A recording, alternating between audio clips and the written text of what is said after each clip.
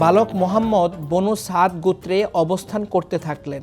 দ্বিতীয় দফায় বনু সাদ গোত্রে অবস্থানকালে জন্মের চতুর্থ কিংবা পঞ্চম বছরে নবীজির বক্ষ বিদারণের ঘটনা ঘটে।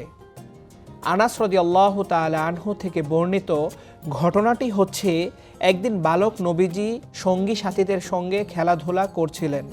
এমন সময় জিবরাইল আলাইহিস সালাম সেখানে এসে উপস্থিত হন। তারপর তাকে একটু দূরে নিয়ে গিয়ে চিৎ করে শুইয়ে দিলেন এবং তার বক্ষ বিদীর্ণ করে হৃৎপিণ্ডটি বের করে আনলেন। তারপর তার মধ্যে কিছুটা জমাট রক্ত বের করে নিয়ে বললেন, এটা হচ্ছে শয়তানের অংশ যা তোমার মধ্যে ছিল। তারপর হৃৎপিণ্ডটিকে একটি সোনার পাত্রে রেখে জমজমের পানি দিয়ে ধুয়ে তা যথাস্থানে প্রতিস্থাপন করে দিলেন।